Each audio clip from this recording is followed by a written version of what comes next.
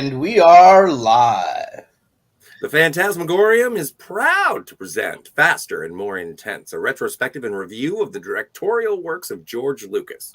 After succeeding in both artistic independence and wryly conforming to popcorn cinema, George Lucas set forth to make a family-friendly space adventure fable. With sights set high and lightning caught in a bottle, he once again succeeded. Kat is here. I am Scotty R37, and Steve surrounds us, penetrates us, and binds the galaxy together. How are you guys doing? Awesome. Great. Very good. This is a long time coming in terms of our conversation in regards to Star Wars. Yeah. Yes. I don't think we've ever talked, openly, at least not like reviewed the movies or talked about the movies discussion style. I think they've come up in our live streams more for the newer iterations of Star Wars TV and movies and that kind of thing. But we've never gone back and actually talked about the original Star Wars. No, absolutely not. Now, I suppose, as we do start this way all the time, what was your first interaction seeing Star Wars? Let's go with the oldest. Kat. I'm the youngest on the panel. Damn it. Damn it. Let's go with Kat. Let's start with Kat anyways. I honestly have no memory of seeing Star Wars for the first time. I was very young, probably a toddler, but I do have a memory of seeing Empire Strikes Back for the first time, which is the only memory I have of seeing that, because at the time, in hindsight, it's a very simple metaphor of, when Luke sees Vader in the cave and he, cuts his off. And as a little kid, I didn't really get that. And so like 10 minutes later, when Vader shows up in Cloud City, I'm like, that's fake. And then I had the exact same reaction that Han did when the stormtroopers show up. And then Boba Fett's there. I'm looking around, wait, what? And I'm like, oh shit, this is real. And that's the only thing I remember about seeing those films for the first time. But what was neat about it is that I didn't really own them until the special editions came out. So we would only get to see them when our neighbors would ask us to like watch their cats and they went out of town, like maybe twice a year. So, and they also had, the Indiana Jones trilogy and Back to the Future trilogy. And that's the only way we got to see any of those movies. So it was extra special because we didn't get to see them very often. So that's my memory of seeing those movies. But yeah, I loved it. Grew up on the original trilogy. Loved it. Steve, when did you see it? You're the youngest. Yes, absolutely. I saw it in theater. I do not remember the first two times I saw the movie. I was way too young. I think the first time my mom and dad took me, I was like 3 or 4 years old. And then I remember I think it was the third time. It was probably around 78 or 79 when we actually, movies like it was different back then. Movies would stay in the theater for years, and then sometimes they'd go away and then they'd come back, so you could see them over and over. But so that became a ritual for us. So we'd go. I mean, when my brother and I were kids, so my brother and I are 3 years apart. And so when we were kids, I mean, that was it for us. Star Wars was it. It was the thing. All the toys and all that. So you had the toys too. Cool. Ritually, we go all the time. It was always, one of us say, let's go see Star Wars. So we just see it over and over and over again. And, and we did that for until Empire came out. And then we did the same thing with Empire. And then then Jedi came out. We did it for that. So it was a constant thing. We did that also with Steven Spielberg movies, like E.T. and all his movies too. Well, we'll get to Steven Spielberg once we're done with George Lucas, sir. So because I do want to see Close Encounters of the Third Kind again. Oh yeah. So that happened through childhood, and then when the re-releases came out, I made sure to take my mom. So at that time, my dad wasn't around, but I made sure to take my mom, and I think I see, and then when the new movies came out, the prequels came out, I took her to see all those too. Oh yeah, it's been a family affair for the well, and we're gonna be talking about the prequels next week. Next week, I think. Is that right? We'll be doing the prequel trilogy, I think, or at least the next show. But speaking of which, if you're not watching this live, then don't forget to comment, see if anything that we've said in the future, because we haven't said it yet, is bullshit. But if you are here in the chat, don't be afraid to like, share, and subscribe. All right, but yeah, I think it is. I think my first experience in a cinema was watching Star Wars. I only remember two things. One of them was the Sand People, which is a terrible impression. And I don't remember much of the movie. It must have been on one of the re-releases. I remember that as vaguely as I do, like Kat, like sort of seeing Empire Strikes Back for the first time at the drive-in.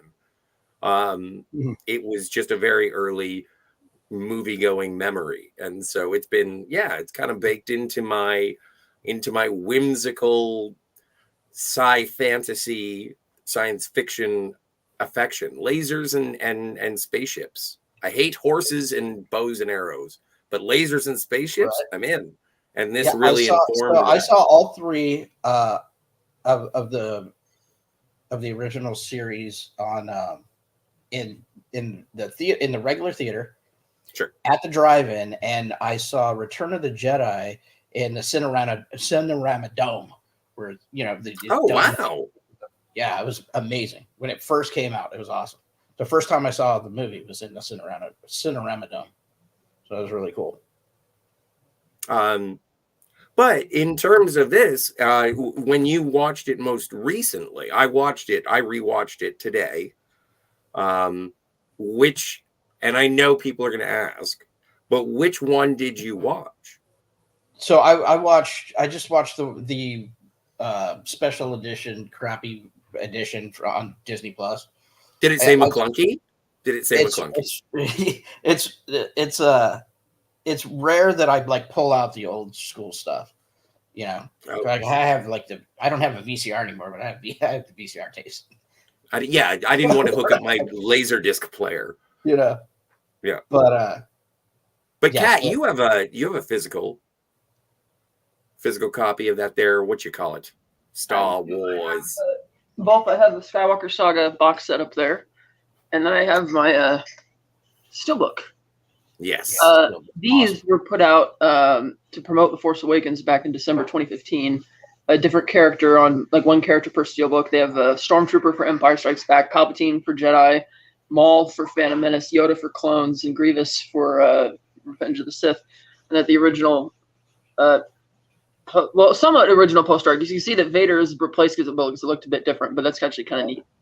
And that's it's the same. This is just the same Blu-ray disc from the 2011 set that they just put, there. But if I watch it, I tend to watch the 4K, which is the McClunky cut, because the 4K still looks great. I really care less about most of the changes because it's Star Wars, and it wasn't much of a deal breaker. I actually didn't rewatch it for the show today because I have it committed to memory. I didn't. Yeah. But as you see, I love Star Wars as you can see. Yes. Pretty awesome.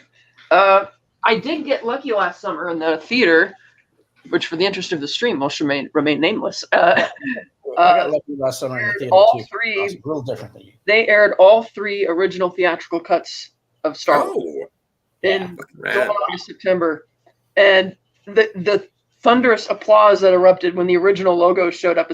Everybody was so excited, sitting dead center front row. It was awesome, and that was the first time I got to see Star Wars on the big screen. That's awesome. I'd never seen it before, so that was pretty cool. Yeah, I think when they had the 1997 special edition re-release in theaters, I think I saw it about 7 times, and it was in a theater in a mall. But for some reason, they would play it at 9 in the morning. It was playing nonstop. and I skipped school like twice. One time I fell asleep in the theater, and like it was basically just like, I'm just going to take a comfy nap for $7. Right. But Star Wars is going to be right there. It was so comfort food. It just washed all It over is. me. It was incredible. And that's why here on cable, TNT used to run these marathons, Star Wars marathons. You know, Oh, I still do. Do they? Oh, yeah. So they'd run them like, you know, I think it was mostly around holidays. So they'd run them for like, you know, I don't know, 3 or 4 days in a row, just over and over and over. You just put it, set it, and forget it, and it just runs. And it's just Star Wars all the time. I loved it. I remember bugging my parents a lot to go see the special editions in theaters because I hadn't seen it on the big screen before, but they wouldn't take me. So I figured, I know what I'll do. I'll just bug them enough about it, so then they'll buy me the VHS set because we didn't own them at the time, and they did. So it worked. But I did see Phantom Menace 7 times during the re-release this year. Oh, wow. Yeah, wow, yeah. I saw it once. I know it was the awesome. fact it's a very unpopular movie and isn't going to get released that much. No, I know, but Kat, I'm sorry that the tables have to be turned in this particular way, but when a person says that they've seen The Phantom Menace 7 times this year in theater, I have to say, so you're single? I wouldn't say much about you, Scott. Right? You got a good point. You got a good point. Yeah. But okay, that's a lot of times. It is a lot of times. It's a lot of times. But to be fair, you're a Regal Unlimited member, right? Yes. So that makes sense. If I had Regal Unlimited, I'd probably seen it more than the one time I did. That's why with the recent things I've been posting in the chats about how many movies I've seen, it's like it's free. So I just see. Yeah. I always plan to do like, you know, quadruple features each day just to, you know, knock a bunch of stuff out, and it's like free AC. I wasn't gonna go. I just you know, but I decided at the last minute to go. It was. I gotta say, the first time I went to see it again, seeing Duel of the Fates on the big screen again was just like, I didn't know my nerd heart needed that. It was so awesome, especially as I'm sitting really close to the screen to try and mimic like an IMAX type experience with it. But it was especially that. I know it's popular. I know it's popular to shit all over those movies, and look, they're not the best. They're just not well executed. Oh movies. yeah. But the stories in the prequel is the best time for storytelling, in my opinion, for Star Wars. Hey, Infinity. So much world building for Star Wars. So I had a great time watching it. This, you know, couple months ago when it released. It was awesome. Now, just in terms of George Lucas, in the odd fashion in which this movie was produced, like this is faster and more intense. This is not just the Star Wars show.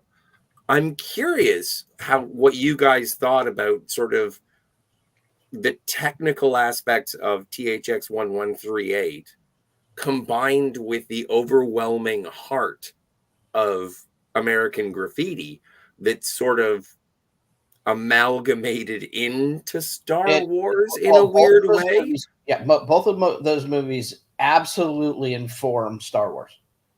Sure. And then American Graffiti was innovative because the types of camera rigs they used on the cars were brand new, and then it became industry standards after that. But you're right; they did incorporate both, you know, the technicality of one and the heart of the other, but also, as we discussed last week or a couple weeks ago, it's the continuing story of the protagonist who wants to get out and wants to go off on life, have an adventure, as we have with as our thumbnail shows, the iconic binary sunset shot where he's just all his life he looked away to the horizon, you know, all the and that's kind of his you know, his thesis, if you will, almost like an auteur. It's always you have to go off and have an adventure and go see the world or something, which he carried over a bit with, you know, Indiana Jones characters as well, always globe trekking and stuff like that. And the cinematography in Star Wars is amazing. It really is. It's grand when it needs to be grand. It's tight and claustrophobic when it needs to be tight and claustrophobic. So I really appreciated that aspect. I obviously, when I first saw the movie, I didn't care any of that shit. I just wanted, you know, laser swords and pew pews. But, you know, later on, I started to appreciate, you know, the technical workings of film and how films were made. But that really stands out. That really stood out to me. And I think besides The Godfather, and not even maybe even in The Godfather, but by then, I mean, there was a handful of movies that I saw that young that had that grand kind of, cinematography. Well, it's visually delicious, and it is one of those movies that sort of defines things visually. Like, you can watch Star Wars with, as I've said before, like with no sound. You can watch it and get the whole story. It's not as good, but like you can, okay, so the Empire's chasing the rebellion. Like, this is not new. I'm not insightful, but like I do agree with that sort of.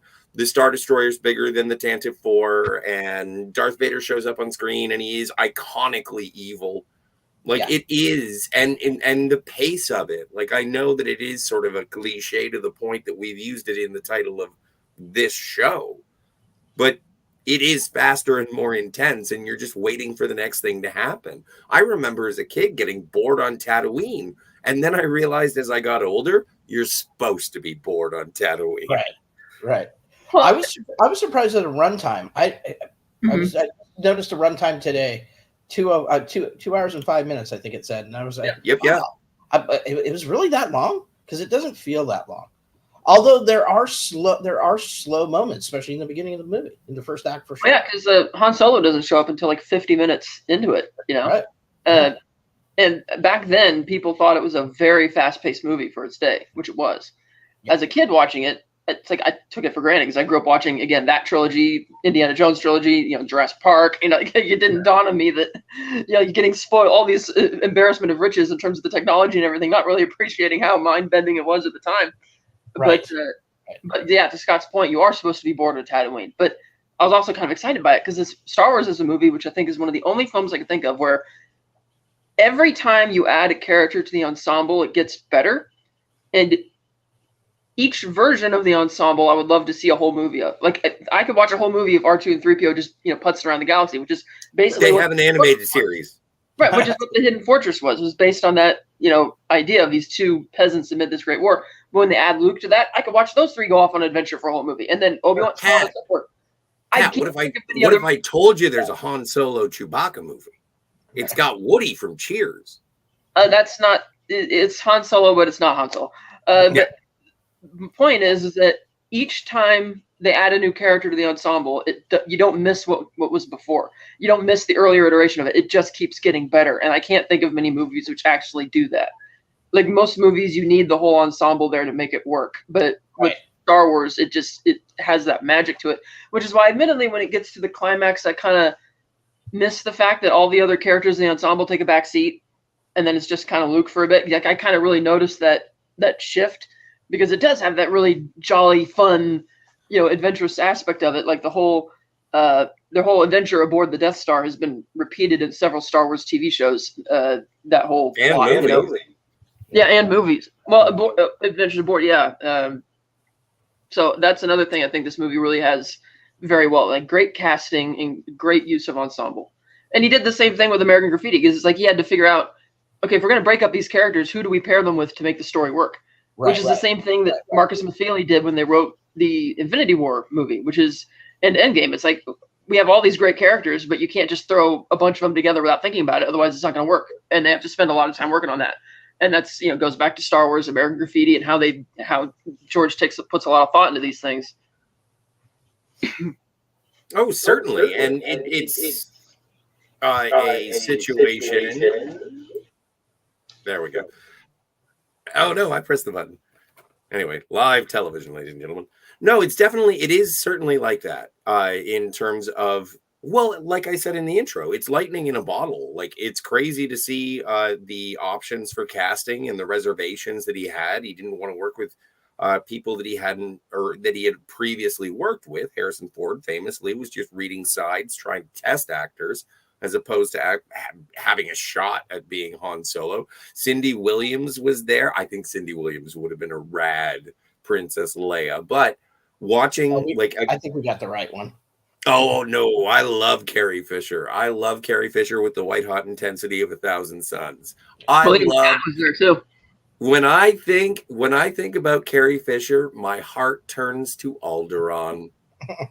Oh, and we can also, while we're at it, talking about the cast, we can raise a glass to Robert Englund because he was Mark's roommate at the time, and he's the one who gave him the Star Wars script. Says, "Hey, maybe you should go read for this." He's like, "I didn't read for it because I didn't think it was for me, but I think maybe you'd be really good for this character." Crazy. Can you imagine Freddy Krueger? Mm-hmm. Karma. He did something really great for nerds, and everybody, and it came back around and rewarded him. Well, and I've seen auditions with like Kurt Russell as Han Solo and William Catt as Luke Skywalker, and even I suppose a lot of the credit has to be given to Alan Ladd Jr. Kurt Russell for Han Solo, he read too. Oh yeah, that's what didn't I say that, or did I say Jeff Daniels? Jeff Daniels did Jeff Daniels? I don't know. No, I don't think so. What did I say? I thought I said Kurt Russell. Anyway, I can't remember. You can't remember. Neither can I. But no, it's fascinating to see that sort of casting process, and that was aided with Brian De Palma. Like this was sort of the height of popularity coming off of the success of American Graffiti. He could pretty much finagle his way into stuff, and it rippled out from there, even in terms of Industrial Light and Magic, in terms of the way that he was collecting things to piece them together. I find it fascinating and ambitious, based on ambitious. Yeah, I mean, he ballooned the budget on this movie. Yeah, ballooned. $8 million was. I think that's what it started as. Yes. Hey, Lemon. Good to see you. Hello. Yeah. Budget was out of control, but look, they were doing new stuff. You know, you're innovating. When you innovate, you know, it costs money. Well, that is another thing. Is he set out to? He's like, I can't make this movie unless I can reunite the class of 2001, because it has to look that good. Like the bar was set. It's one of the things I always found so surprising is that after 2001 came out, you would have thought there would have been a string of imitators trying to capitalize on just, those effects look awesome, but there wasn't. It's like they just kind of dispersed after that, and sci-fi just wasn't really a thing, and so George had to go out and find all these people again. Yeah. Well, and I was listening. I don't know, because a good friend of the channel, Gundel Whittlebaum, said that 2001 was a very successful, like almost 100 million in 1968. But really successful movie. But when I was watching I watched the Empire of Dreams documentary in preparation for this, because I wanted a little behind the scenes stuff going on. Really great documentary. I have it in the special features of one of my box sets, and not as cool as yours, Kat. And he was like, "Oh yeah," and then 2001 made like 24 million. And so I'm wondering if, because like when we were talking about it before, I said I don't think he wasn't that successful. I wonder if George Lucas told me that, and then I believed it. Maybe. It's a possibility. I'm just saying. Box office success. I mean, huge blockbusters back in that time. Sure, it was low. If you made a few that was a blockbuster. But in terms of reuniting the class of 2001, it is fascinating, because even with like the escape pod with R2 and 3PO at the very beginning, that looks very 2001. Mm-hmm. But also the Star Destroyer chasing Tantive 4 is like, that is 2001, except it's faster and more intense. Yeah, right. Exactly. Like it's insane. And I'm not remember 2001 was a game changer. For special effects. Yep. Absolutely. It ignited the Hollywood in a way that no one had seen before that. So, well, but as you said, it didn't really have a lot of sort of hangers on. No one really. It didn't ignite. I mean, it ignited a race in the industry to try and figure out how do we do this. But that's the problem. They didn't know how. One, there were very few people on the planet knew how to do it, and two, I don't think a lot of people wanted to finance it because they didn't know how to do it. Right. So it was kind of a perfect storm there. Which is why George had to go out and find those specific people to make it happen. Yeah. And of course, they all went on to found, ILM, and the rest is history. Yeah. Hey, DJ Play Nice. Nice to see you, DJ Play Nice. Thank you for being here. We are talking about Star Wars. 1977. And other than just the special effects, is they completely reinvented sound design in this movie too, in terms of what sci-fi sound design should be. It's like, no, we're not going to use theremins and old, silly stuff from the 50s. We're going to get stuff that a lot of which are industry staples now. Like the laser is the sound of rattling telephone wire, hitting the big cables.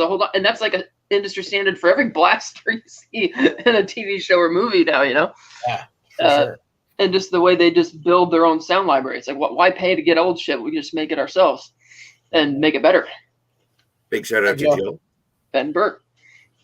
Yep, Ben Burt. That Jill. And then, that's, all the innovations from Star Wars and ILM. You get, like Captain Finity in the chat says, life is certainly easier with Adobe Photoshop. You get the Avid computer.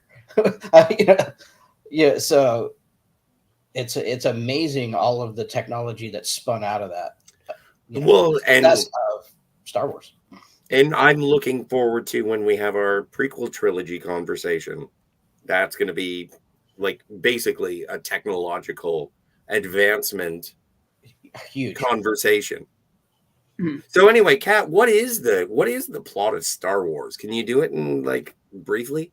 The plot is the Rebel Alliance has stolen these schematics for something called the Death Star that's rumored to be able to blow up an entire planet. And Leia is racing to Tatooine to go pick up Obi-Wan Kenobi when she's attacked by Darth Vader and the Empire, who capture her. So she records a distress message, which is hidden safely away with R2 and 3PO. And through several misadventures, they end up with Luke Skywalker and Obi-Wan Kenobi, and they have to go and recruit Han Solo and Chewbacca so they could fly to Alderaan to deliver the Death Star plans, only to find out Alderaan's been destroyed. They get stuck in the Death Star's tractor beam, and upon arrival there, they have to rescue the princess. Meanwhile, Tarkin, who's the Imperial governor, is saying this, there's no more Imperial Senate. This is going to be the new ironclad rule in the galaxy.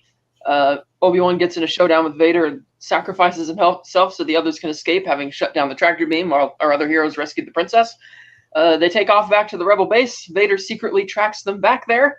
And then Luke has to, thanks to his experience flying in T-16s, bullseyeing Wild Brats back home, as well as help from the Force and Han Solo coming in clutch at the last second. They destroyed the Death Star in the nick of time. Not Darth Vader, though. He makes a getaway.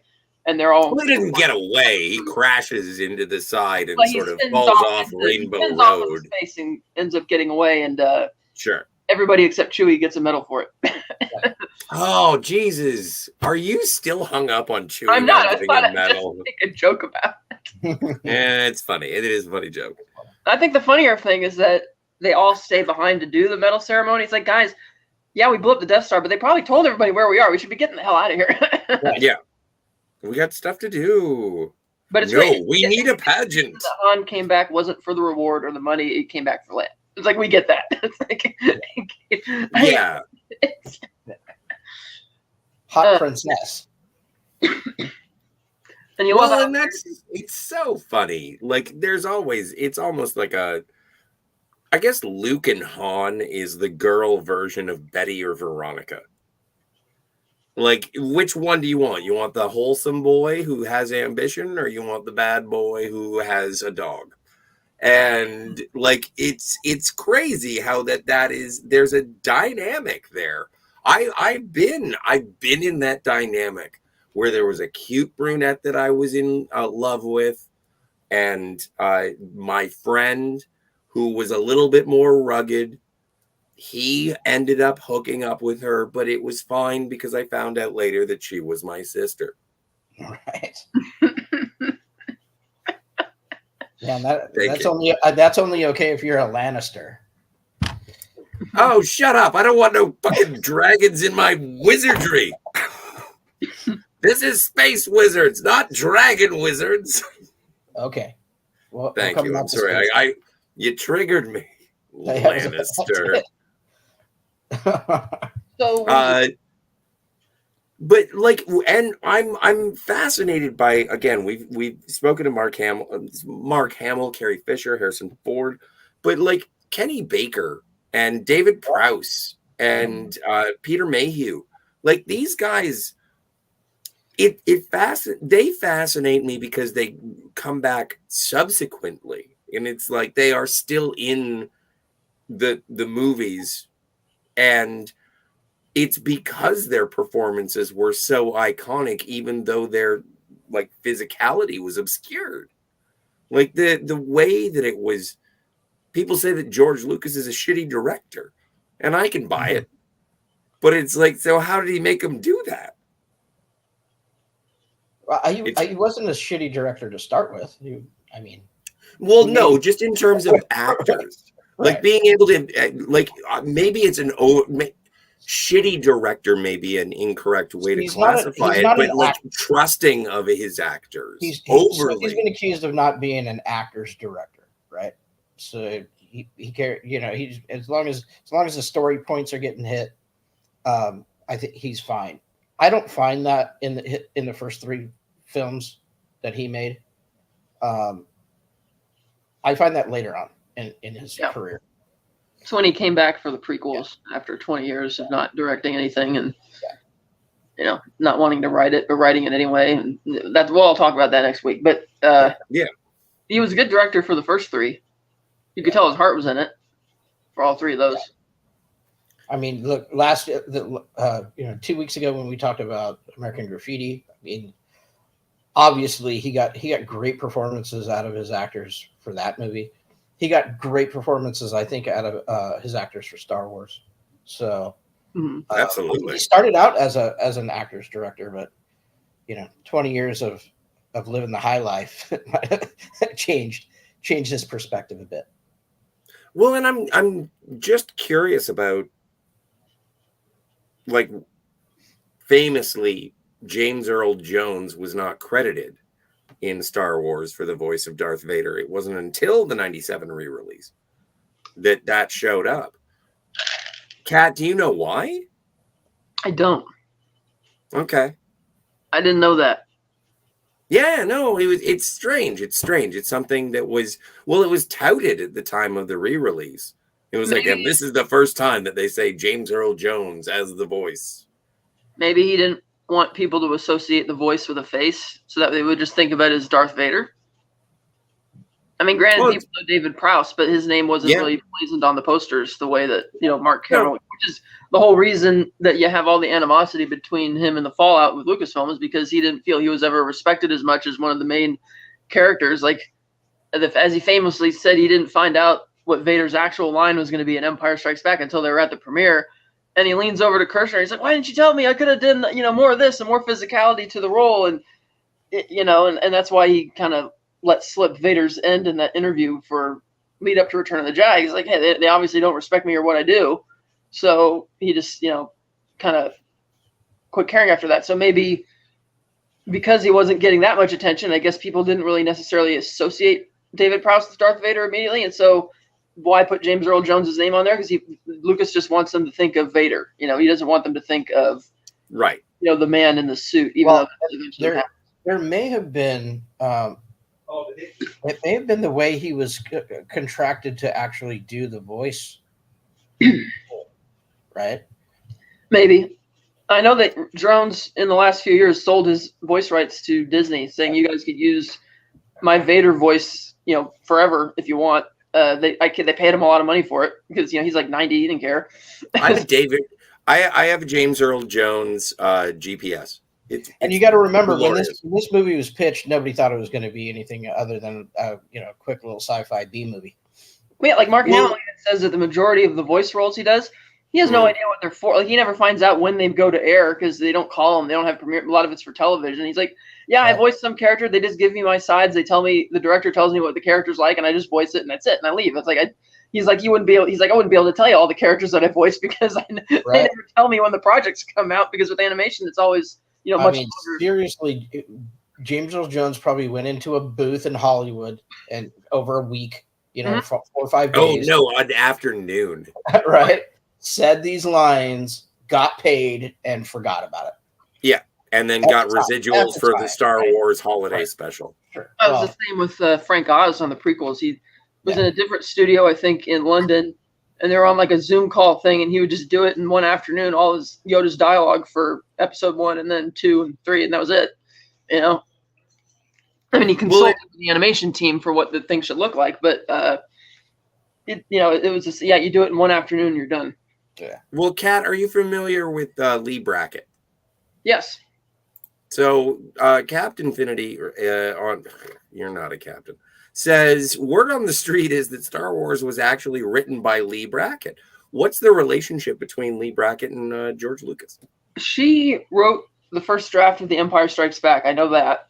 And even though George didn't end up using like any of it, he still wanted her to get credit because she still showed up and did the work. And just because it was the story he decided not to eventually go with because he changed his mind, he still wasn't going to jolt her on the credit, which is why he didn't submit his own name on the screenwriting story credit for Empire because the Guild rules say you can only have so many people's names, which is why her name still appears as writer of Empire Strikes Back, even though they didn't really use anything that she wrote. And she was also there as writer on Star Wars, but she didn't write as much of it as George Lucas did. But she was there kind of script polishing and stuff, I guess, for the first one. And so she probably would have gone on to write the third one had she not died. She died before I think they even started filming Empire. I heard Brian De Palma and Spielberg both had notes on the script. I thought that Brian De Palma did a polish on the opening crawl. Yeah. He wrote the opening crawl. He wrote it. Oh, he just flat out wrote it? I thought, okay. Yeah. And then he got notes back from Spielberg and De Palma and all of them when he showed them the rough cut, and Spielberg was the only one who liked it. Everybody else, because that's like the old saying goes, that Star Wars was really made in the editing room. Like it just was a mess, and it just didn't work. And I got up here on the shelf Paul Hirsch's book a long time ago in a cutting room far, far away, and he's talking about him and the work Richard II did, but Marshall Lucas did a lot of it. And you'll never see her in any of the documentaries, but she did. I could imagine the assembly cut on that on it was just horrible. Well, I asked him that because we actually in my Star Wars group got to interview him for a watch along, and I submitted a question. Yeah. And Nice. And I said, you mentioned during the Empire of Dreams documentary that you guys would just take turns grabbing various reels. I said, well, how did you ensure cohesion in terms of the editing style? And he said, yeah, it was like faster, more intense was the edict that George basically gave him because it's supposed to be a faster paced type of thing. And so they just get the movie moving, get rid of anything that's not like trim all the fat that there could possibly be off of this and just keep like that. And that's kind of what they did. And that's how it worked. But yeah, everything's faster, more intense. Like what is his name? Anthony Daniels says that's the one direction he only ever got from Lucas at any time. Faster, more intense. And he's like, I don't think people would be able to stand 3PO faster, more intense. Oh, that was a cute quote. Yeah. But I do, you know what? And I just do have to say Tony's voice either. He was going to go to like either Mel Blanc. Mel Blanc. And he had one of those two guys come in, watch the movie, and he's trying to ask, you got to come up with a voice for this, whatever. And he's like, George, the character's kind of written like this kind of, prissy English butler, and he's kind of already that anyway, so maybe you should just use his own voice. Yeah. And so they just they were going to give him a voice like Mr. Spacely from the Jetsons. He was going to be like a, don't you get it? Right? Yeah, see? So, no. Like, whether it was Mel Blanc or Chuck John, whoever, they made the right call because that so much is the 3PO personality because that's who he is. Whereas R2 is just like a total smartass, and you could tell. And apparently in the script, both R2 both R2 and Chewie's dialogue is written in plain English. So that way the actors could understand what's going on. And Peter, in the behind-the-scenes footage, you see him actually speaking the lines of English through the costume on set. So that's kind of neat. I like to read the whole script of that because R2's just, he's just a real smart ass. Yeah. And Ben Burt did all of R2's dialogue in the sound edit bay. You know what? I made a joke post a little while ago, and I was like, where in canon does it say that R2-D2 is a boy? And then someone, immediately sent me to, oh no, they call him he all the time. And so I was paying attention to it today. And the only person that I really like, obviously my ear wasn't that finely attuned. The only person who called R2D2 a he was Han Solo, who is usually the most, completely dismissive person towards droids. But apparently, exactly. There's a creeping respect for R2D2 that Han Solo has, and I do appreciate that, at least in Star Wars.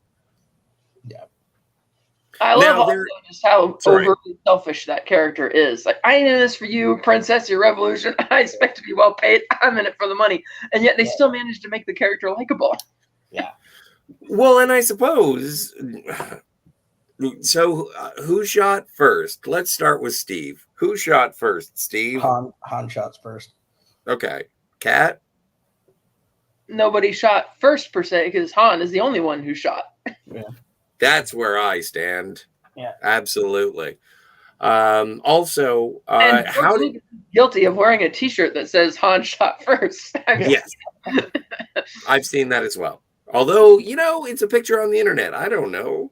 People are still telling me on video too. It was real.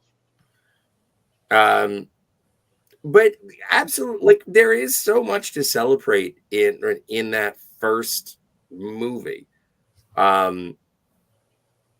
And it spawned so much. Like, I don't want to get away from Star Wars, but it does seem like there's tumult, and people are saying things are dead. Obviously, shit. And it's like, why don't you just go back and watch the original and rediscover it? Like, I watched this and I thought I had used it up. I thought I had watched Star Wars enough that I never was going to have to watch it again. And then because I knew we were having this conversation, I would be remiss, unlike other shows. Sometimes I have to watch the movie. Right. And so I watched it again and I was just like, okay, just focus on the 1977 Star Wars. Don't think about everything else. Just watch this. Forget about Jar Jar Binks. Forget about fucking Ewoks. It doesn't matter that there are space witches. Just watch Star Wars.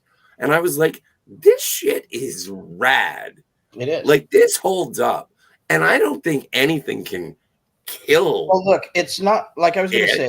It's not. It wasn't the very first time that the hero's journey was put to film, but it was the first time it was put to film in a way that was directed towards children in a fantasy manner that I can. I can right? You think Hercules movies were directed at highbrow Englishmen? Yeah, usually no, but but you know what I mean. So yeah. So I think in that sense, it was seeing the hero's journey and that in an aw shucks kind of awe and wonder way that stuck with not only our generation that it was kind of directed to, but then all the generations hence. But you see that also in a lot of movies. You see it like in legal dramas, same type of hero's journey for the lawyer, or for cop movies, or for gangster. It's everywhere. It's just that people pick up on it more in something that's more overtly theatrical. Kind of like when people complain about superhero movies. It's like, well, it's recycling the same type of protagonist arc that's about every genre picture. And by genre, I don't just mean like superheroes or fantasy, but like again, like legal dramas and cop films and gangster. It's the same type of character arcs. They're just it's just Star Wars and stuff makes it more theatrical looking. Yeah, and there's a reason why those tropes are used over and over and over, because there's truth in the tropes. There's a reason for that. These are stories that go back to when we were sitting around campfires as hunter gatherers. It's just telling each other stories. That's it's just they're timeless. The original memes. Joseph Campbell also gave a lot of notes on the Star Wars script because George was at USC and he kept going back. Well, I just wanted. Before you start, Kat, I want to say DJ Play Nice has a really good one. Hand shot, hands down. Mm-hmm. I'm saying hand like Lando Calrissian. That's right. And also we got Cam. Han shoots. Period. Yes. Yep. And then there's Han kills. Han kills. Come on. You know, wet. Yeah. Sorry, I did interrupt your starting, Kat. Please continue. I will continue to survey. Well, I already said it. I said it. Campbell gave all his notes on it because George was a student, and he kept going back to him and back to him. And Campbell did later say that George was one of his best students because he was adhering to that and was, primarily concerned about that, which is one of the other reasons that Star Wars succeeded, because it's like following the classic rule of screenwriting, the KISS rule: keep it simple, stupid. It's not an overcomplicated story. It's very easygoing and simple to follow. And it's modern day myth making. Yeah. Take it easy, Cam. See you, Cam. Thanks for stopping by. You're a peach. And enjoy your adventures. Well, no, absolutely. In terms of the mythology of the situation, but it's also like I enjoy the idea of it being a space fantasy fable. Mm-hmm.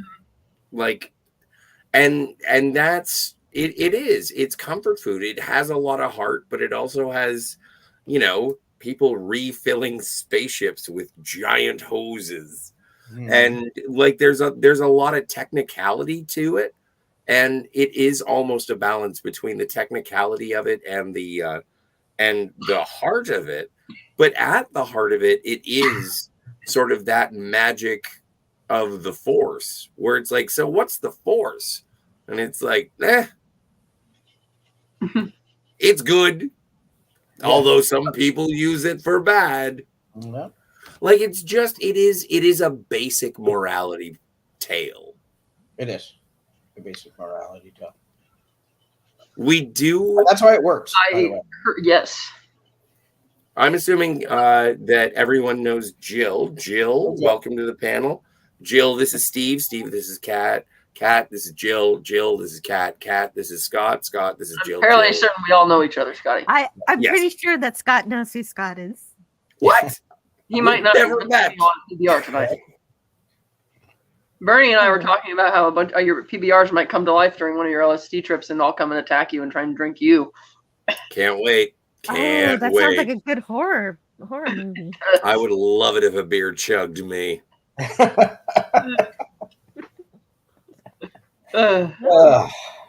So anyway, they pretty much owe you at this point. That's funny. Yes, it's true. We're not sponsored, by the way. Jill, when was the first time you saw Star Wars? Oh dear, the first time. I don't remember. You like ballpark. Kat can't remember. Kat can't remember either. Neither can I. You can't remember? Probably. Did you ever have an opportunity to see a Star Wars in the theater? No, I haven't seen it in. Actually, I did see it in the theater. I saw. What happened was I saw Return of the Jedi in the theater, and then it was like a double feature with the Phantom Menace right afterwards. But we were a bunch of kids. The teacher had rented out a theater for us, and we were doing a little more than just watching the movie. Well, that sounds interesting. No, I know, but no, we were just being loud. Oh, okay. We had the theater to ourselves. So I don't really know how much of it I watched, but that day. Like, okay. But you do, but you're not necessally sort of an aficionado of Star Wars. You've seen it. No, but you're not. Yeah, I've seen it, but I enjoy it. I enjoy it. I enjoy the themes, the basic themes of good versus evil and all of that, and growing up. And I think it's a lovely little story. Okay. That's also why Alec Guinness signed on to be in it, because he said he liked the idea of playing this, this sage, which he hadn't really played a character like that before. And he didn't say it in the documentary, but George promised him that if there were sequels, he would come back. And he was talking to him about the basic hero's journey arc and that he was going to be Yoda because there was no Yoda. And then halfway through filming, George came up with the idea. He's like, if Obi-Wan is still alive at the end of the movie and he's standing by the princess helplessly, then that diminishes Obi-Wan's, aura in the audience's eyes. So that's when he came up with the idea, we'll just have Vader kill him because I'll give Vader a win, And Gallant Guinness threatened to walk off the movie, and he's like, "That's not what you sold me on." And then they had to negotiate that crisis. Oh, because they changed the story right in the middle of filming. Yeah, because like, hey, you didn't tell me I was just gonna come here to die. He's like, well, don't worry, we won't have him kill you. We'll have you voluntarily, sacrifice stuff for it. But don't worry, if we make sequels, I'll bring you back as a ghost. And he did. Well, and that's why I do find conversations like this interesting when you can sort of delve into the production of a single film on its own without getting into the sort of spanning lore. Like, I love the fans. I love the spanning lore. But when you are looking like you're putting a microscope on a single story, it's like, does this story work?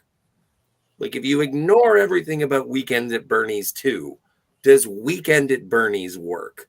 And it's like, it does. This is rad. Well, whether you're talking about Star Wars or Weekend at Bernie's, it just any kind of story, you want really great characters, and that's what Star Wars has. Yes, this is very true. Is that a Lego Wookiee? It is a Lego Chewbacca. He's got his bandolier. He's got his crossbow here. I can't pull the camera any further. The cords. And you'll see over there, I got my Vader helmet and my Boosh helmet. Mm-hmm. Is that how you say that? Boosh? Yeah, the Boosh one I built yesterday. But yeah, I got a lot of Star Wars shit up here. Yeah. You know what? You could actually get tattoos if you wanted to. No. Okay. By the way, that reminds me. Thank you on behalf of the Fantasmagorium show. My name is Scotty R37, and I am looking to get a She-Hulk hot toy. So if you could send me a She-Hulk hot toy, I would very much appreciate it. You can get in touch with me on at Scotty R37 on X and send me a She-Hulk hot toy. Thank you. We need to make you a GoFundMe. I don't know how that shit works. I can't read. I need a big one. Oh, nice. Yeah, that's awesome. Listen, this is probably my favorite find from Celebration Chicago. Yeah, from wandering around to the vendors. Well, what do you take away from your sort of experience with the movie itself? Well, I love the dynamic between the characters. Like my favorite scene in the whole movie is right after Obi-Wan leaves them aboard the Death Star, and they're in the control room, and they find out that the princess is there, and Luke has to lie to Han and bribe him to get him to go save the princess. She's rich. Rich. Oh, the reward. It'll be like what? More well than you can imagine. It's like, you better be right about this, kid. I'm like, part of me wanted Luke to be wrong just to see what Han would actually do. But yeah, I love that. No, in that moment when Harrison Ford says, marching into the detention area isn't what I had in mind. Every time I hear that line, I'm like, you sound drunk. You're gonna kill her. Better her than me. Yeah. I just love how overtly selfish she is. Because it's like, on paper, it shouldn't work. Like, people aren't going to like this character, but they love it. Like, when he gets out of the trash compactor, the first thing he says, which is going to piss off all the fanboys nowadays, I'm going to say it anyway. He says, if we can avoid any more female advice, we might be able to get out of here. The only overtly sexist thing in the entire franchise. And Luke co-signs it when he's scratching his head. He's like, yeah, well, let's get moving then. Yeah. Right. Think about it. And I'm like, again, it shouldn't work, but it does. You love him. You know? Right. It's like, not many movies could pull that off with characters like that. So I love it. It's that very fun dynamic. Which is why I love that whole scruffy nerfer.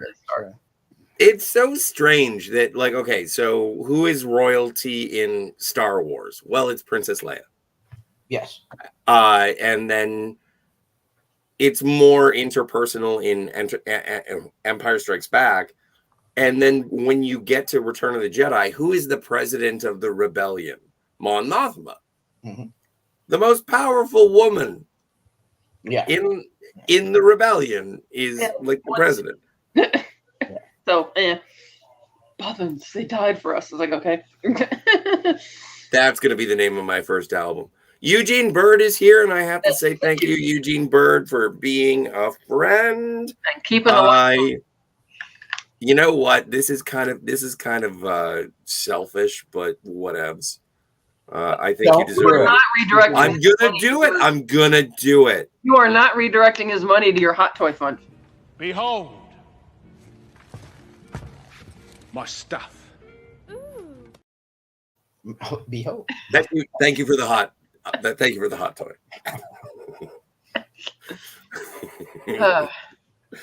No, this is all communal. In fact, it actually, Eugene, I got to say that you're actually helping us keep our StreamYard account going. Like you're helping making the channel continue. It has nothing to do with my avarice. Yes. Don't worry, I'll figure out a way to get Scotty his I need a green girl. Yeah. Come on. So back to Maybe Star Wars. We'll get. No. I want to talk about green girls for a little longer. Okay, you guys talk about Star Wars. You guys talk about Star Wars for a second. I'll be back in a minute. The only green girl in Star Wars is the dancer from Jabba's palace. She was smoking hot. She came back for the 97. She's been on the con circuit lately as well. I've noticed. But yeah, she dances for Jabba, and it's like, oh, it's kind of creepy.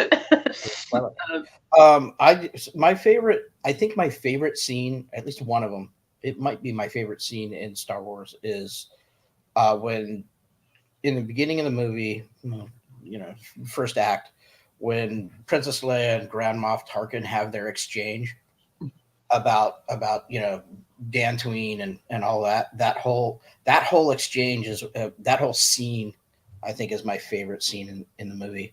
There's a lot of cool scenes that I can pick and choose, but that one stands out the most for me. It's a really good exchange. I remember. Where's that? I'm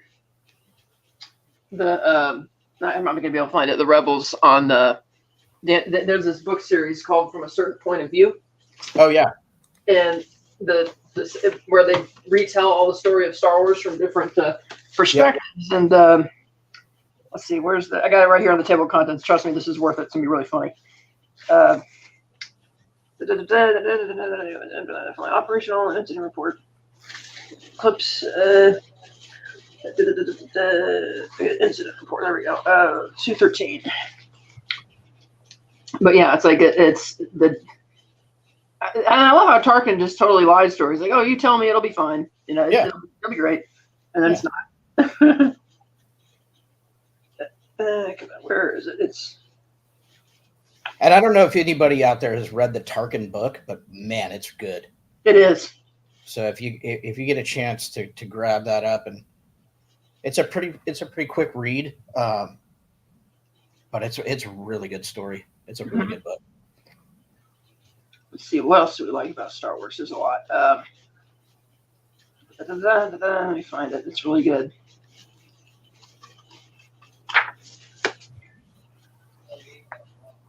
Let's see.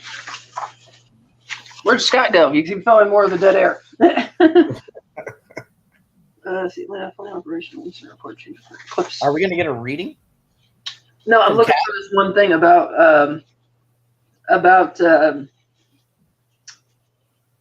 the Dantooine chapter. There's a picture. It's really funny. Let's see here. But I read this. Oh, okay, he's back. Scott, talk about something while I'm looking for this. Yeah, that makes sense. I can talk about stuff. I'm really, it's so interesting to see the influences of the previous two films into this. And then, again, I watched the first little bit of Empire of Dreams. As any Star Wars fan has poured over the production design. I know you have incredible books, Kat, that sort of the art of Star Wars. They probably subtitle it A New Hope. Don't have a conniption, Infinity. It's a thing. But I did, for the record, just watch regular Star Wars. But no, this, everything about this movie is so fascinating when you consider the rebellion in George Lucas to have something of his own, and how it blossomed into the empire that it became. And it's a plume of creativity that wafts two towns over into, holy shit, capitalism. Right. It's incredible. So here's the chapter on Dantooine I was looking for from the certain point of view. This is what the Empire found when they got there. Yeah. Something tells me they aren't really here. And that's all there. Oh, now full screen. Yeah, that's all there is. It's just that's the whole chapter. Just Rebel Base. Rebel Far Base. too remote. Perfect. Something tells me they aren't really here. That's great. That's all. But this is a neat idea too. Like the fact that they're still putting these out 40 years later, and it's like it's still going. Like the strength of the original piece. That book is good, and I think there's a second one. Right? There's I think there's two. I got three. Oh. Empire. Uh-huh. And that 40th anniversary for that one. And finally, the best one I think of the three, which is really well written and well done, is I haven't read that one. Yep, no. I didn't read that one. Yes. But those are very good books. I mean, the writing quality is really up down because it's different writers for each chapter. But don't you also have a book by J.W. Rinsler? I do. It's huge, and I can't reach it. It's like way down there, but I have three of them. The Making of Star Wars, The Making of Empire Strikes Back, and The Making of Return of the Jedi.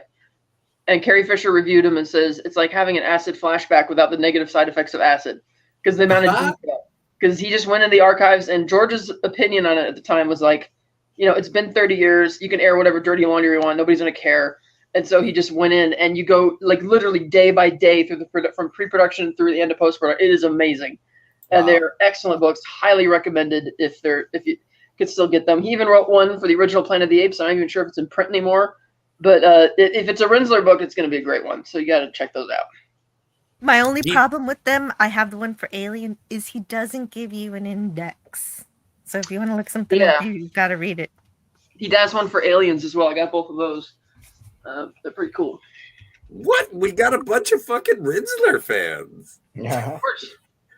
DJ Play Nice in the chat says, I had one of the tall Chewbacca figures that I got in 1978, and he rode co-pilot with me in my first car for 4 or 5 years. The rubber bands that held his arms eventually deteriorated, and I had the only armless Wookiee co-pilot in the galaxy. Nice.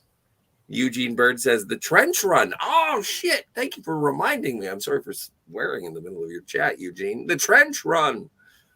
When you know everyone is going to die, everyone sacrificed, then a spectacular explosion like I'd never seen. Yeah. But also, like, that is something that was fascinating in terms of the assembly cut of it that was shown. No, I don't even think to the studio, just to the American Zoetrope group. Crew. Yeah, the crew. So like Spielberg, De Palma, Coppola, Lucas. I'm sure there's someone else. Milius. And they're there and they're like, what the hell is this? Because it's all with World War II footage in the place of the special effects, which hadn't been completed. And just to know that was the template of it. There's so many things in terms of set design, and not even set design, but just in terms of the production of it. When you see that guy who has the lights and that reflects off of his helmet as the X-wing turns, and it makes something that is so fantastical seem grounded, because you recognize that from those kind of documentary footage pieces. And it's just incredible, like how you can merge the fantasy with the reality and sell it to an audience. It is stunning. It is stunning. But I'd hate to say that Star Wars is dead. It's crazy right now. I had flashes of the Fabelmans. I don't know if you've ever seen that. I'm sure Kat has. You're describing scenes from the Fabelmans, and Spielberg, or the character that I suppose is supposed to be Spielberg is figuring out how to make movies, and it's it's cool. It's a cool process, especially back then when there's they were inventing new styles and new ways to show action and well, that was another thing is they had to build the camera rigs for the trench run because the Death Star was built in a grocery store parking lot in Van Nuys, and they had to build the proper rig so the camera could fly over it and through it, which was also new because this is around the time, like a couple years before when Steadicam was invented and famously used on Halloween by Ray Stella. And I don't think they used Steadicam in Star Wars, but they used the heavier glide cams for some of the dogfights, which is pretty cool. Mm-hmm. But even that swing into the trench, so dynamic. Like seeing that in a theater, it's like being on a roller coaster where you have stomach drops because the optical illusion makes you feel like you're actually moving. Before the days of having chairs in theaters that actually moved. It's like the film did it itself, and it was the excitement, the passion, like the thing. Passion is the excitement and the adventure of it. It was so inspiring. The music, John Williams, for the love of John Williams. You also had Rick Baker, Johnny Williams. Mm-hmm. You also had Rick Baker and Rob Bottin making all the creatures, and they were both part of Figure and Deanne's band. That was pretty cool. And of course, the other hero in Star Wars, John Dijkstra. Mm-hmm. PvP, PleasantValleyPicker.ca. Thank you for being here, sir. Hi, Says, PvP. saw Star Wars in the summer it came out on a huge theater screen in Vancouver. I believe that is in the western part of Canada. And I've got my shirt on. So you guys know so much stuff. Tell me more about the effects. Did they use a green screen or a blue screen? Blue screen. Blue screen, yeah. Yeah. Well, and at the time, because none of the technology existed yet, Dijkstra had to spend like almost over half the budget of the whole movie on just building the technology to do it. Yeah. And he only had done 4 shots, and George wasn't satisfied, so he fired him. But as Dijkstra said, George, this stuff didn't exist yet. It's not like we could just pull it out of our ass. We had to design it and build it. That's where a lot of the money went. But that's when they brought in Dennis Muren after that to take hold of it and usher it in to get it done. And that's why the movie got delayed from its original Christmas '76 release date to summer '77, which I think is a better release date for it anyway. Because it's definitely a big summer movie. Yes. But they smooth things over eventually, I think. It sounds like he was. Dijkstra participating in the documentaries and stuff. So, but yeah, a lot of people got They did a bang up job, anyways. So. And Phil Tippett got his start here too. And Phil Tippett. I mean, yeah. Right. I got his huge, the mammoth book by him, Mad Dreams and Monsters. Of course, he just finished his passion project, Mad God, a couple years ago. Yep. Awesome movie. If you haven't seen it, you should watch it. See, this is interesting. This is funny, just with the context of it. Because making fun of Star Wars is also very fun. Eugene Berg brings up an interesting point. Oh, Dan O'Bannon? Dan O'Bannon did all the little computer screens of the targeting computers and stuff throughout the movie. Yeah, he did that. Oh, first went on to write Alien. Yeah. But Eugene Bird says laser operator countdown 3, 2, and Luke, the last pilot, turns off the only chance, the targeting computer. And it's like, Luke, you've turned off your targeting computer. And he's like, it's all right, bro. I got this. I got this. Ba-da-ba. Right. Ba-da-ba. Right after he loses his friend, Biggs Darklighter. Yeah, but that's what I like about the original cut. He's like, I don't give a fuck about Biggs. Right.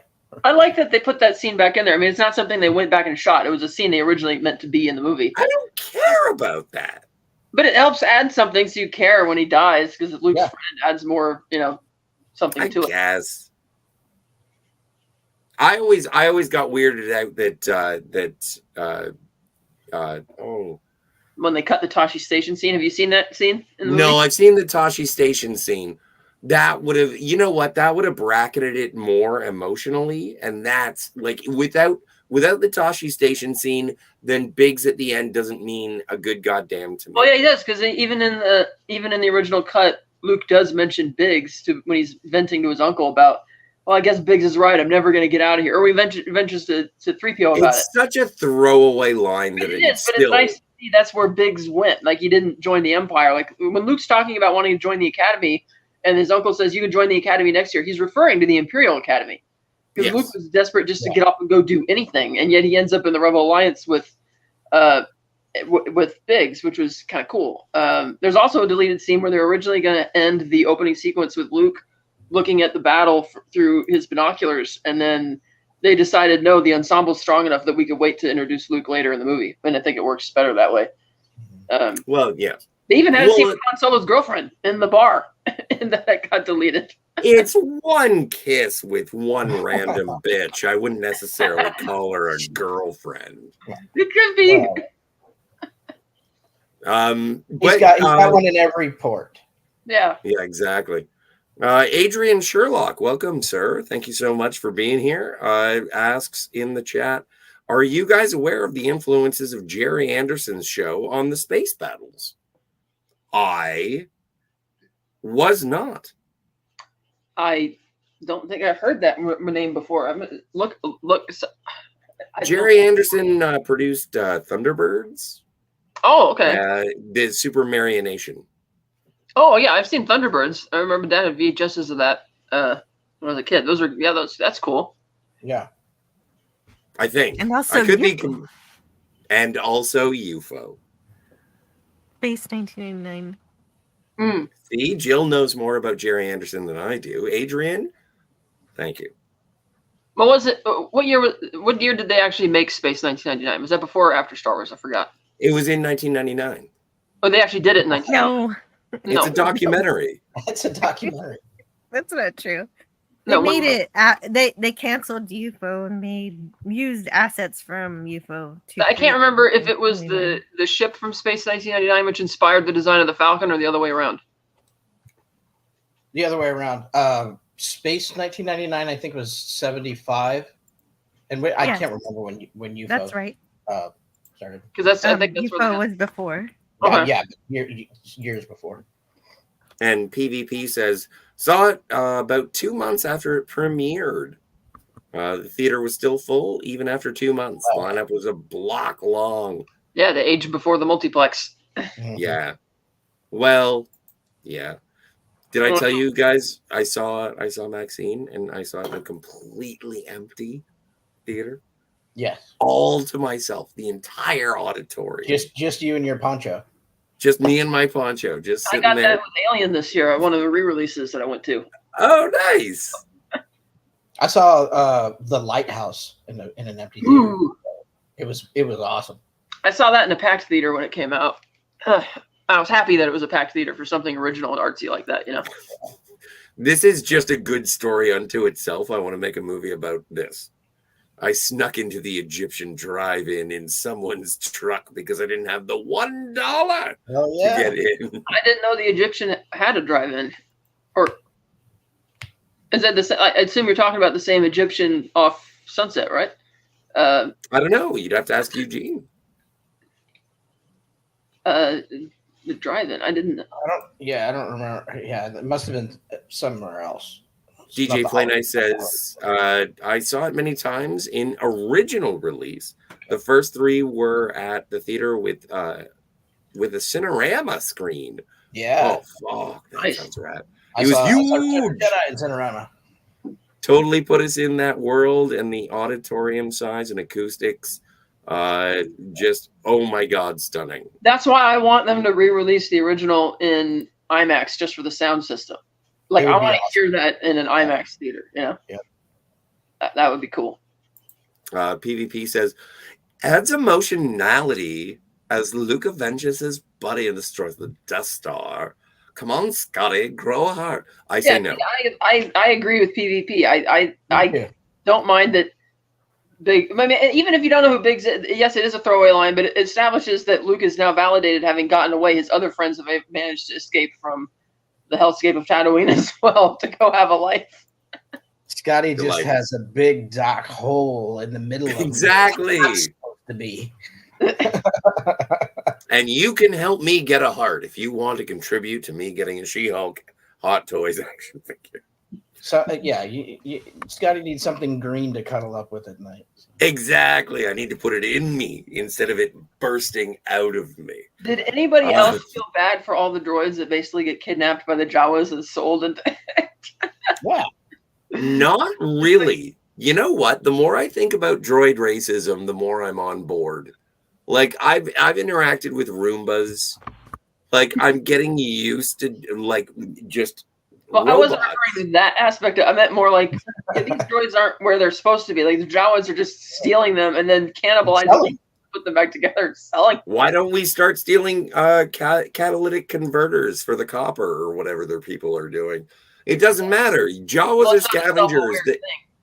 It's still a weird thing, and it's still a crime. It's just interesting that on Tatooine.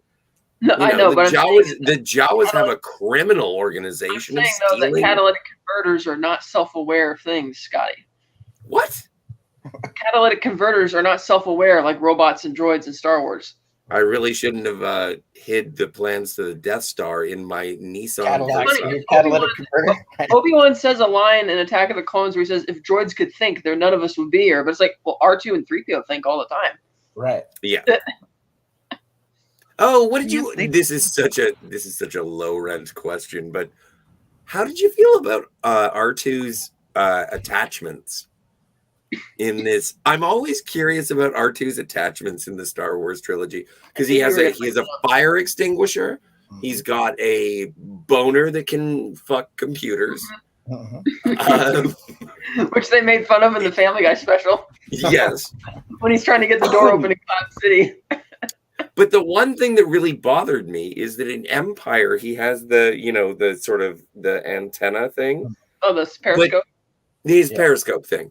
But when he's going through the sort of cavern and the Jawas are spying on him, I'm like, dude. Well, his vision wasn't obscured. He didn't need the giant periscope. Yeah. He looked confused and frightened. I don't see why a further investigation wouldn't be in order. Well, seeing higher wasn't the issue. The Jawas were down below, hiding in the rocks. What? You think that it's only field of vision with his periscope thingy? Well, it's all it really used for in Empire because he's in the swamp and he's underwater. So but he does it on Hoth. He does it on Hoth. Oh, that's right, he does. Well, that's because he's trying to intercept a radio signal. Yeah. He was looking for. Oh, that's true. And Jawas don't do that. Anyway, that would give away their position. Affinity says Luke was going to join the Imperial Academy. True story. True story. DJ Play Nice says Biggs and his ultra cheesy porn stash mustache. Yeah, come on, that was awesome. Yeah. Big 70s porn stash. Adrian Sherlock says the Space 1999 episode War Games aired in the U.S. in 1975 and featured a 15-minute segment of space battles, including an iconic shot of a vast ship over the camera. Oh, so were you saying that there were was it parallels or was it homage? Oh, no, it's straight up cribbing, dude. George stole from everything and everyone. He was the Tarantino. It's pretty well documented, yeah. Yeah, and then from the experimental aspect, as we talked before with this movie, it's like, what if he did Flash Gordon in the 70s, but try not to be as cheesy about it, like take it seriously. Yep. Because every actor on Star Wars has said how everything just seemed really strange and weird. Nobody was really taking it seriously or understood it, and George was getting really stressed out by the fact that nobody was on board with it. And then once you see it, it's like, oh, that's what he was going for. Yep. Old serials, Dune, Space 1999. I mean, there's a bunch of influences. And you could still go to where they shot the Lars Homestead today and see it. The interior is still a hotel, and the exterior is still banged up a bit, but it's still there. Yeah. PvP says, I can see Jerry Anderson influencing Lucas, and Adrian goes on to say Lucas hired Brian Johnson, the FX man from 1999 in Thunderbirds, for Empire Strikes Back after he fell out with Dykstra. And as I mentioned, he is a Tarantino.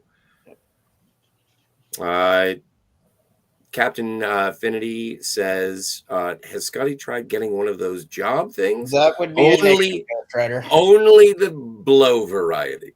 Right. And I didn't get one of those either. Interacted with Roombas, defined interacted with. I'm sorry, I have to go see what? Hey! He knows how he dodged that question. I'm just gonna I'm unemployed, but that also makes me self-employed, and I'm just not very good at my job. Not that question. PvP's question about define what interacted with Roombas means. Right. Oh no, that again, an unsuccessful job that was in the category of suck. Herc 130 says, did somebody say spaceships? We did Flyboys. Yes, we did. Also, it was funny when Luke and Leia and Han and Chewie escape from the detention level into the garbage chute, and Leia throws the blaster at Luke and says, "Come on, get into the garbage chute, Flyboy." Herc, I did think of you, just for the record. DJ Play Nice says that Slice Noodles is totally underrated. Uni Chang. Oh, no. Uni Chang. Well, she was in the original version before the special edition came along, too. So. True. I know who Slice Noodles is. Yeah, and she's since gone on to be a character in Clone Wars TV show as well, being a feisty killer bounty hunter. I don't know. I don't listen to hip-hop. You should. It's really good. It is. That's what I've heard. Rebels is great too. Well, and that's the thing, is that when it comes to the expanded, the subsequent, some people call it Disney Star Wars, there have been ups and downs, strikes and gutters. We're currently in the middle of a lull, but I can't wait for people to actually get the next thing. There's supposed to be Skeleton Crew. This is more your jam than mine. I'm trying to be optimistic, but it's like, I know Andor season 2. People like Andor season 1. There's always going to be more Star Wars. Yeah, I mean, like, we're always going to get more of it. But it started here in 1977. Just be nice if we got good Star Wars. That's always the hope. But for every, not to mix my genres, but for every Wrath-a-Con, you're going to get a Final Frontier. Well, it's like right over here, I got all those Star Wars comics, and it's like those are new in the Disney era comics, and they're excellent.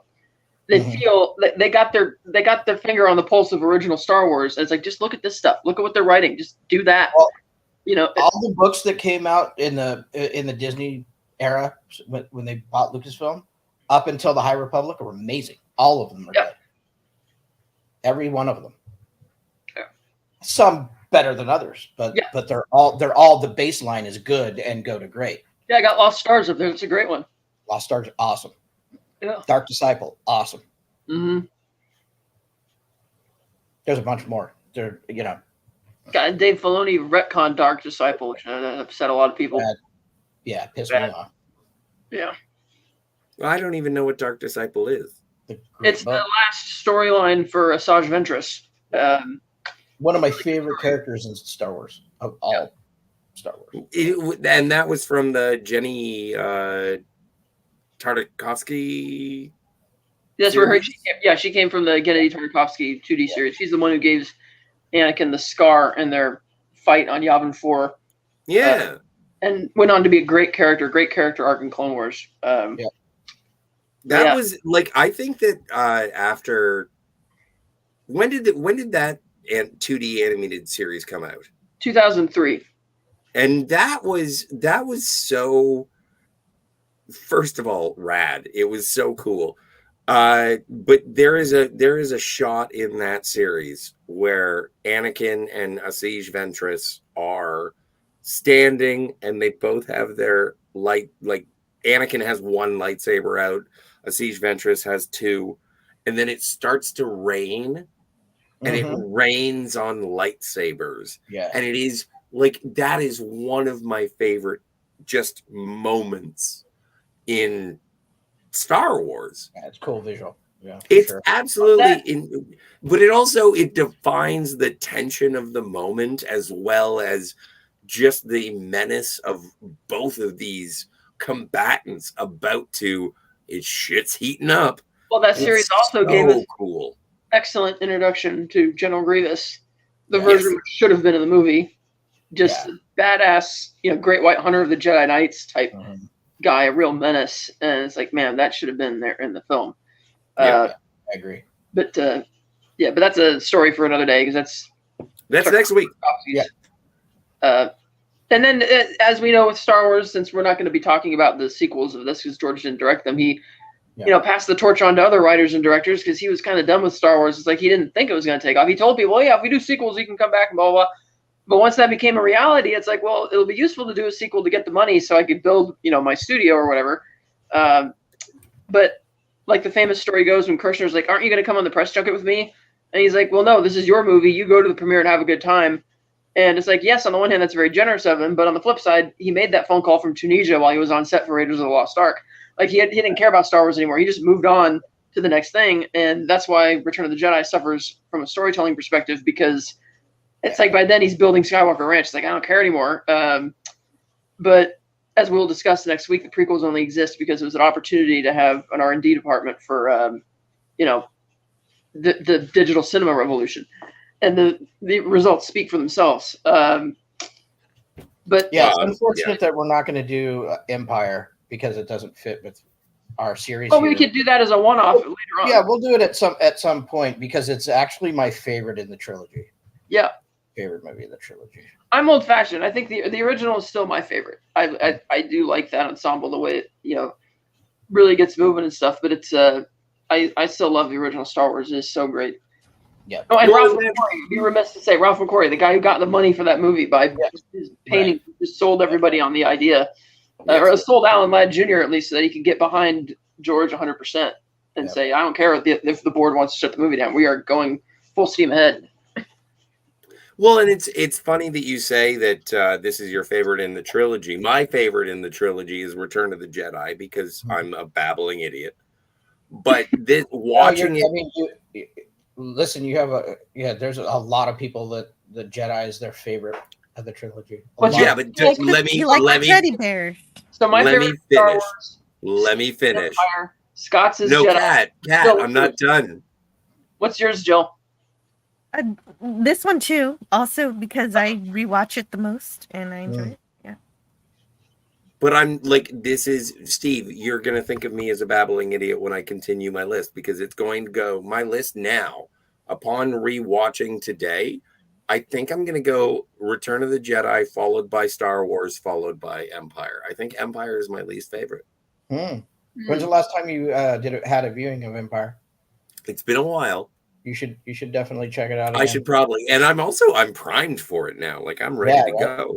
You should probably watch that and then Jedi again, right in a shorter time. I watched Jedi like 2 weeks ago. Oh, so. Did you? There you go. Yeah. Then you don't need to watch that one. No. Yeah, watch Empire again. Yeah. Affinity says this is also. You know what? Now I have to reconsider. My favorite is Caravan of Courage. Yes, absolutely. I agree. Oh yeah, and the whole used future thing. It's like it looks like a realistic other worlds because it's not. It feels lived in. Yeah. Yeah. Oh, absolutely.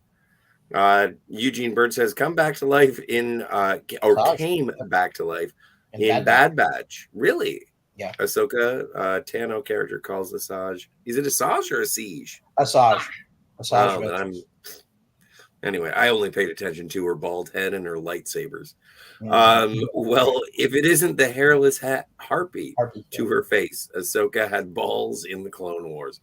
Well, leave it to Snips. Yeah. And PvP says, I always thought Lucas was a bit of a flake. He seems self-centered. Still remember a YouTube clip years ago when he refused to sign fans' memorabilia. He accused them of reselling on eBay. Well, no, but that's common. There's a lot of people like that who will just go to certain events because they just want them to sign a bunch of shit so they could just flip it on eBay. They're not fans. Well, usually what happens is Lucas will say, we'll ask who to sign it to, and they say, no, just sign it. Just sign it. Yeah. So, what they want to do, they don't want a name on there. They just want his signature so they can sell it. Like, so that's what happens. Like if you won't give him his name, he won't or your name, I'm sorry. He won't. And I think most celebrities are getting hip to that now, and they don't. Yeah. Like I remember hearing it. Yeah, I remember hearing a interview with Liam Neeson, and he was like, "Oh yeah, no, children would come up to me, and they would ask for autographs, and he's like, oh, so what do you like of mine?" Mm-hmm. And they would be obviously just parroting whatever the guy who was standing 20 feet away, who would coax this child to go and get Liam Neeson's, and it's like, oh no, they're just selling this. Yeah. There is no personal connection, and so. And also you have no right to a man or woman's signature. Like it's contextual. Like, and also if you do want it to be personal, I would say, yeah, I want my name on there. To Scotty R37. But to be fair, signed George Lucas. Yeah, to be fair, he's not the warm, cuddly, fuzzy guy either. So I don't think I'm not saying he's nice. I'm just saying, like, what is it? There's a Niagara Falls convention coming up with that is rad. From in But there's a Niagara Falls convention coming up with Chevy Chase. And it's like, do I want to go and meet Fletch? And the answer is fucking no. Chevy Chase is still alive? But he's going to be a dick to me. I'm going to travel 40 kilometers and he's just going to be like, I'm not signing your Fletch collection. Right. And it's like, what a fun trip. And then one of my favorite photos, which I have displayed. I'm going to grab that in just a second. You keep talking. Sure. But I don't think that necessarily makes Chevy Chase an asshole. I already know. Chevy Chase is an asshole. I know, but do I blame Chevy Chase or do I blame myself because I think I'm going to be Prince Valiant coming up with a glass slipper and being like, I'm going to be the fan that Chevy Chase likes. That's cool. See, that is bitching. Maul and Palpatine? That's great. Yeah, dude. And then together Field of Force Sith Rule. That's amazing. I'm surprised you don't have those framed. I've been waiting. I need to get them framed. I have them in like protectors right now that are just like dust magnets, but they're safe inside. But yeah, these are from Chicago. All those I showed you from Chicago in 2019. Yeah. But I also have. Cool. I think William Shatner's is in here. I might have put it in another folder. Oh, you met Bill? I met Bill Shatner. I met Billy D. Williams. Oh, I also got Matthew Wood, the new sound guru at Lucasfilm. Oh, yeah. Oh, wow. Okay, the William Shatner one is not in this binder, but I have a William Shatner autograph.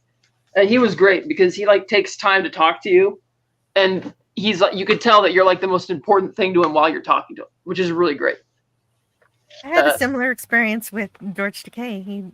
The Star Trek actors, they really love their fans. Yeah. And my buddy goes to the Star Trek convention in San Francisco every year, and the Doctor Who convention in Los Angeles every year. Loves meeting people. God, I need to get. You're right, I do need to get those framed in some nice frames. Is it like I just don't even know. I'm gonna have to find a framing place near your house. Well, I'm not gonna send them to you. From I also have a piece of fan art which I bought there, which is awesome. This one I haven't gotten framed yet either, and I'm very careful with it. Why is this like Cat's Willy Wonka of the Star Wars factory? It's Star Wars is my jam, like Star Trek is your jam. That's why. No, I know. I'm so happy, but I love that Yoda. That's a great print. At the bottom, that's a great print. You can see the X-wing kind of in there. Sorry about the glare, but it's in a protector. Really cool. I thought it was made of Bacta. Yeah, no, it makes sense that joke fell flat. Yeah.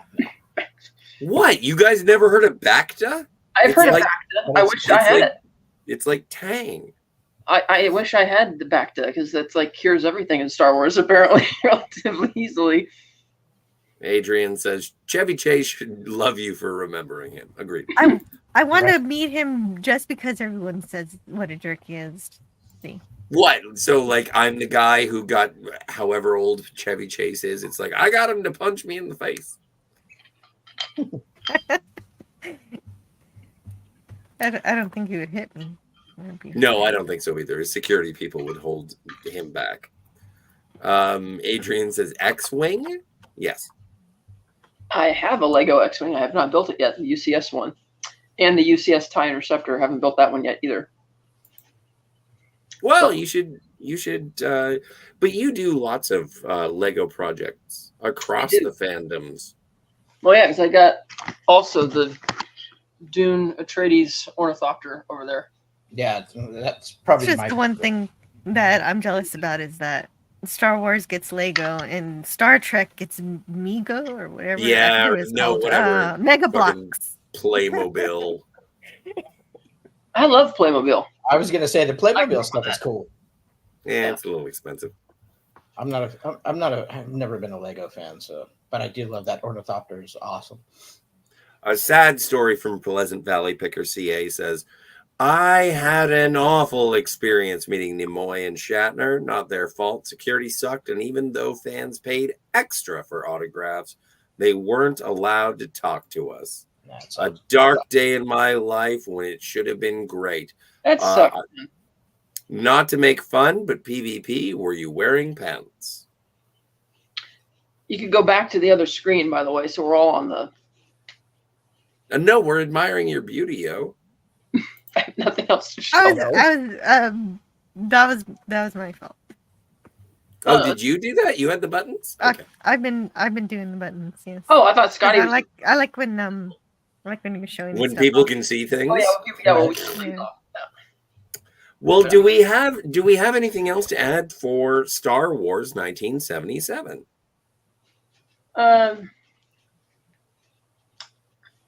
You know. Yeah. One more thing. I do have two more. Think about it. So this next one was a gift from Ernesto. Oh, Ernesto, friend of the channel. We talked about Batman. And he talked about Indiana Jones with us because you were gone. I was wasted through all of it. Hey, that's beautiful. It is. He found it in Marshall's. Yeah, that's cool. Yep. Oh yeah, Sure. it's gorgeous. He's had it for a couple of years and was waiting to find a way to ship it because they wanted to charge like some obscene amount of money to ship the thing. So I'm like, don't sweat it because he didn't tell me what it was. So and it arrived around Christmas time, so I opened it at Christmas. And lastly, dun, dun, dun. The Fett. Yes, the Fett. Made famous from the Star Wars Holiday Special. Yes. Moves back and forth there.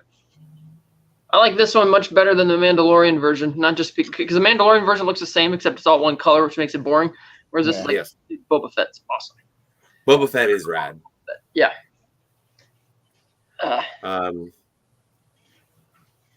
PvP says, heading out. Good to see you, man. Thank you for stopping by. Enjoy your groceries. Later. Thanks, PvP. And in terms of final thoughts on Star Wars 77, Adrian Sherlock says it was definitely tapping the zeitgeist. I think one of the reasons it also succeeded is that you had this perfect storm where at the end of the 60s, all the moguls were retiring. They sold the Hays Code got repealed. They sold their studios instead of appointing the next guy as president and retiring, they actually sold their studios to a bunch of marketing companies who are like, oh, well, young people go to the movies, analytics tell us. Let's let young people make movies. So that's why for the first time, people who were not, it used to be you have to be like blood related or married into the business somehow to get a job there. Now they're letting everybody do it, like Spielberg, De Palma, Scorsese, Lucas. And the 70s, greatest decade in American cinema for my money, because that's where you had a lot of anti-heroes, a lot of cynicism, a lot of freedom. But the downside of that is that you have so many anti-heroes and so much cynicism that it's like people just wanted a breath of fresh air. And Star Wars, where good and evil are so clearly defined, very family-friendly, happy-go-lucky movie. And it's like, yes, Jaws is successful, but Jaws is also somewhat of a horror film, whereas Star Wars is like a big family outing. And I think that timing had a lot to do with why it all became that whole everything that was going on at that time. It came at perfect time. Yeah, perfect timing. It's the reason why it stayed in theaters for years and years and years and kept getting re-release all throughout the 70s and 80s, late 70s and early 80s. Yeah, Awesome. I love it. We have to give it ratings out of 10. Yes. Out of 10 revs. Yes. Well, and just to recap my rating. The vroom vrooms. In terms of the revs, just to recap, I think I gave THX 1138 an 8 out of 10 because I was anticipating Star Wars and I didn't want to blow my wad all over THX 1138, even though I really enjoyed it. And then you watched American Graffiti. I watched American Graffiti, and I gave that an A with all of the pluses. All right. So basically like a 37 out of 10. And now I'm going to give Star Wars a 9. I'm going to give Star Wars a 10. Okay. It's 10 or 9.5 10. It's Star Wars. It's just, it's fantastic. And it's great because it's on its own. Like it doesn't matter what the legacy is. It doesn't matter. Even if it were a movie that didn't succeed, it's still great on its own. It's a great movie. Yes. I still like American Graffiti better. Yeah. But if I compare them shoulder to shoulder as movies, I gotta say American Graffiti is better as a movie. Steve, what do you give it? 9.5. 9.5. All right. Jill? Yeah, Empire gets my 10. Yep. Graffiti got I gave Graffiti 9.5 2 weeks ago, didn't I? Mm-hmm. I think so. So, yep. I put these on there. These two movies, American Graffiti and Star Wars, on par. I give the movie a 10 because I just love all of the hopes and dreams and everything of all the characters, and my favorite characters are I don't mind the name of the renaming of it. And yeah. R2D2 is probably my favorite, and with C3PO also because he wanted to finish the mission, so that's why. Plus, I like him because he's a smart. It got all started. Yeah, definitely because he's a smart ass, and also they didn't destroy the ship because the droids were on the ship, and there's no life on that ship. There must be nothing going on there. Yeah.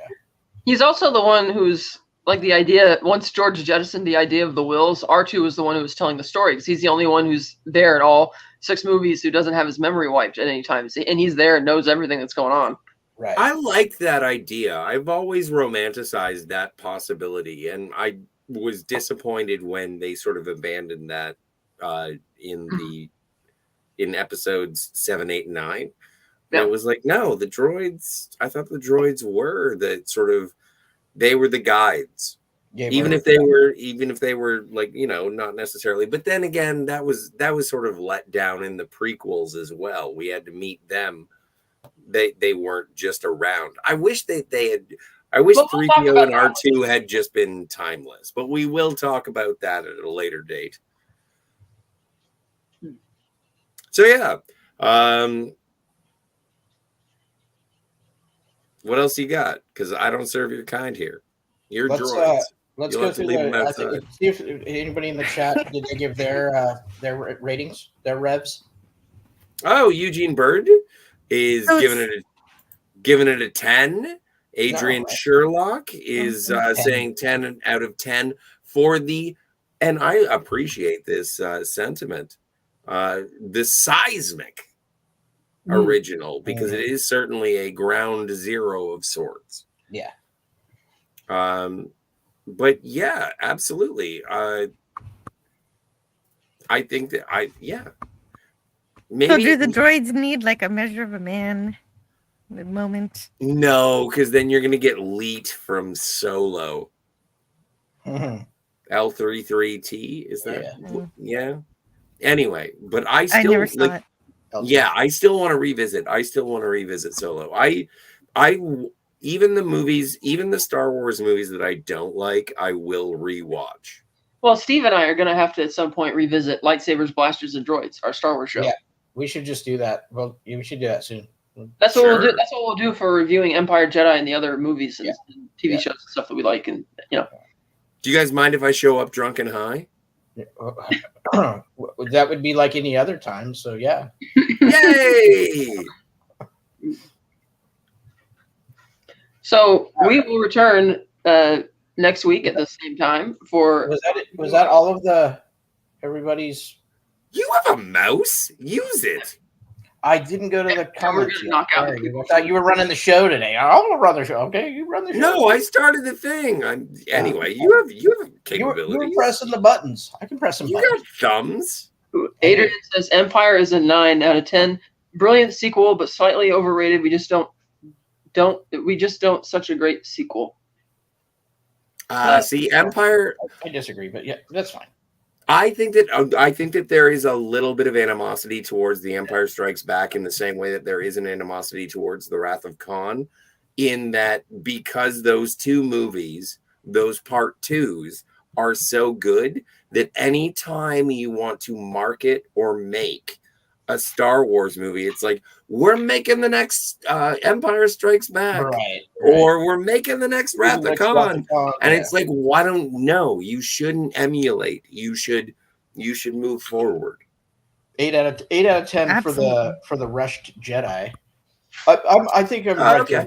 I give that about 8. Yeah, I think I'm at 8 out of 10 for that. I like that movie. I don't love that movie. You know, they killed Richard Marquand over that. Yeah. Trilogy gets a 10 out of 10. I'm glad Kat got it. Yeah, right. Too soon? I think obviously when you talk about the best trilogies ever made, Star Wars is in the conversation, Godfather's in the conversation. I think if oddly enough, if Paddington 3 is as good as the first two, that's in the conversation as well. If Indiana Jones had stayed a trilogy, that would be in the conversation, but it didn't. Back to the Future is certainly a silver medalist. Silver or bronze, yeah. I love the Back to the Future trilogy. Yeah. Me too. But a lot of that's nostalgia. I grew up on that too. Yeah. And also, we do have to. Hey, Finity, 1 out of 10 for Empire, and we all know because of incest. Anyway, at the time, because they had. Not really why? I don't care. Is that really why though? Is Joe right? Is that why he doesn't like it? No, it's because of retcons in terms of everything. Like, it is the changes in the story as it progressed forward. He does not appreciate, and I can understand that. It seems to be what happens. But that's like saying doing a reboot totally dismisses the original, which it does not. Yes. There's absolutely no argument there. You still have the original. It never goes away. It's just the way it is. But but if you consider a fictional narrative to be a universe unto itself, and any change to that universe is unto itself a different universe within that fictional universe, then you can get very, very angry about how these universes collide or separate, and then you can make it your entire internet persona for years. Right. Okay. So if that makes you happy, I support. Yeah. Your happiness is just making me hard. Stop, Scott. I mean, like intense. Mm, I yeah, mean, like steely. Like faster and more. I'm not talking about erections, Cat. Get your hat out of the gutter. I like Your it. laughter Anyway, tells are me we done exactly now? what you're thinking about. He fell into that good. Your laughter tells me exactly what you're thinking about. You can't even hold it. You can't even get the English. No, it's so funny. Book off. Is this your first time at the channel? Hopefully it's not your last. You've seen me before and you know what I do. So thank you for being here. Thank you, Eugene Bird, for being a benefactor. Adrian Sherlock, you are a gentleman amongst And a scholar. detectives. Not Finity, agreed. And I want to thank Lemon. I want to thank Herc130. Thank you. PvP, Pleasant Valley Picker CA, please. Accept my sincerest thanks. DJ Playnice is radical to the extreme. Did I just say DJ Playnice? Well, I said it twice. Lemon pie. And Lemon Pie. Lemon Pie was here. And again, I just have to really appreciate Eugene Bird for all of his support. Cam, you are the man. And thank you very much for wishing all of the people all of the birthdays. Anti-Derivative Jill, you are here. Do you have anything to say for yourself? Hi. Hello. Yes. I also love John Williams. Beautiful. Oh, shit. I realized I just dropped the ball. What? I never... Tim's talk. Tim. What up, Tim? Luke Skywalker? Oh, my stars. Luke Skywalker is amazing. Tim, you are a fellow... No, I'm not a fellow of Star Wars appreciation. You exceed my appreciation of Star Wars. But thank you. Sorry, He would have been a better panelist than I. And I'm sorry again, Tim, for missing the Acolyte streams. The Friday nights have been a bit busy for me lately. Well, that's good. Because I've heard that it is, have you ever seen The Wicker Man? Yeah. Yeah, I heard it was Both versions. Yeah. Not the bees. That's a different one. So, Don't talk Well, it was the second. It was the remake. Anyway. Okay. So next week? The prequel trilogy. All three. All three one show. That's what Scott wants to do. So that's what we're doing. I think it makes sense. I don't think that there's any reason to drag out the prequel trilogy over 3 weeks. We'll talk about it. Let's talk about it over the week because maybe we want to separate that out a little bit. Well, and also, if you'd like, we can take cues from you, our loyal audience. Yes. If you want us to do 3 shows, one for each of the Star Wars prequel directed by George Lucas, George Horatio Lucas. Horatio Lucas. Then you can absolutely. I think it there's not a lot of. We'll make a poll on Twitter or something. We can do that, but there's not a lot of George Lucas about each movie. Yeah. Sorry, what? I have plenty I could say about each movie, but yeah. It just means it means a lot of marijuana that I have to buy. Why? It's fucking cartoons, yo. No. Name the system. Maybe you can convince me that the prequels are good. I kind of tolerate the prequels. That's why. Anyway, we will do a poll before then. Go to the Fantasmagoriums, and it's on X. And we will be engaged with you over the week to find out whether or not you want all of them in one or one at a time. Of them in all. Or one of them in all. That sounds right. That sounds like an ex-hamster. Oh yeah, I have a channel, and Probably is. Well, I was Jill? gonna do Shaun of the Dead tomorrow, but I don't think I have time to prep or anything. So I'm just gonna have a shore leave and we'll talk about stuff. That'll be fun. So be sure to check out Jill on her channel tomorrow. I'll For be there. sure. I'll probably be there. And just You're like invited. Alderaan,